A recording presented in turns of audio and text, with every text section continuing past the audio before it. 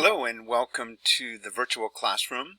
This will be the virtual classroom for the Stanford Logic Teacher Training classroom, and I'm going to take you on a brief tour and maybe give you a little bit of a reasoning why we have this or why I've created this. Some of my colleagues made observations and comments which I think were valid, which is that it's so hard for us to teach in a virtual environment.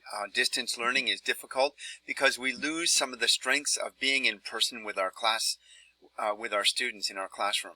And many of you, I'm sure, like I have in the past, use our classroom as a really strong part of our instruction.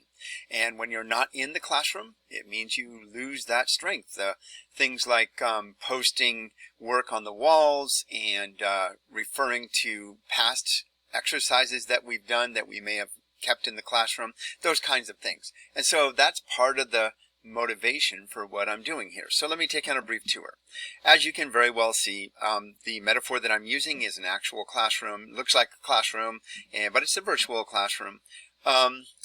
So I'll take you on a very brief tour. On the left side of the wall here, there's a link that says you can look at the left side of the wall for training videos. When you click on it, it will take you to a site that literally says you're looking at the left side of the wall. The purpose of this wall is to organize the training materials, and these training materials will remain in place for you to use as you see fit. Let's see, every wall has a return to the main classroom, and so in the main classroom I can also look at the right side wall, and here we are looking at the right side wall, which links us to some of the online resources and some how-to videos for using those online resources. Once again, return to the main classroom. And the back wall also has some materials for us. It has things that we will use, and for example, if I click on this, it will take me to the Bird World poster, which you don't know anything about yet, but you will as we go through the course. It also takes us to the Fitch Rules of Inference poster. Again, you may not know much about that right now, but you will as we go through the course. So the back wall is designed to have resources that you might have in your actual physical classroom. Again, I know that I've used it in the past, and I'm sure that many of you have.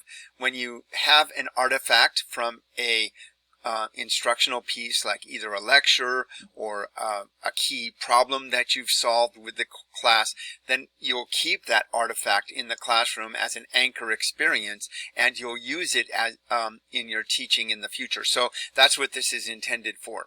By the way, like my actual classroom, I don't consider the classroom ever to be done.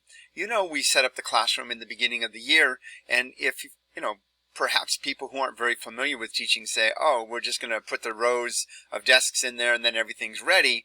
But that's not how I see it. I see it unfolding and evolving, and the students will be part of creating that classroom environment, which means that they will value it more. What I'm proposing is they will actually have, you know, taken ownership in it, and it empowers my students to own the classroom. And that's what I will do with you as well. So this classroom will evolve as we work in it together. Okay, let me go back to the virtual classroom here.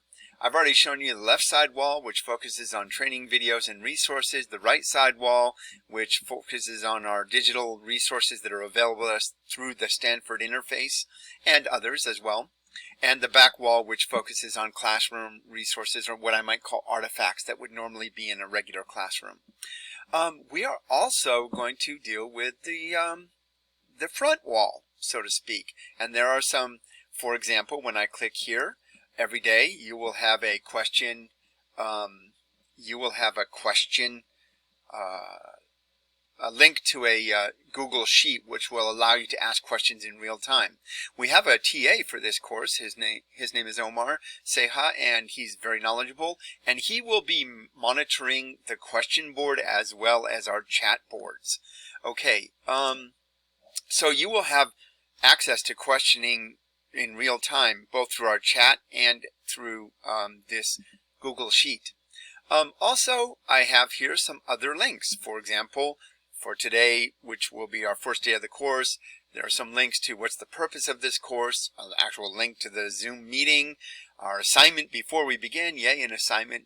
Don't worry, it should take you less than 15 minutes, and a variety of other things. This may change on a daily basis, but these other walls will probably be more static. That means the resources will stay there. The benefit for you, I think, is that those resources will be available to you even when you leave this course. We're going to be together a very short time, and this is a lot of material to master as well as a lot of pedagogy to consider. And so I don't think that we should ever consider ourselves done with it, which is why the classroom will stay in existence long past our ending date together, and it'll be a resource for you. All right. So that's a brief introduction to the classroom, a little bit of a background as to why it exists, and thank you for listening. I look forward to meeting each and every one.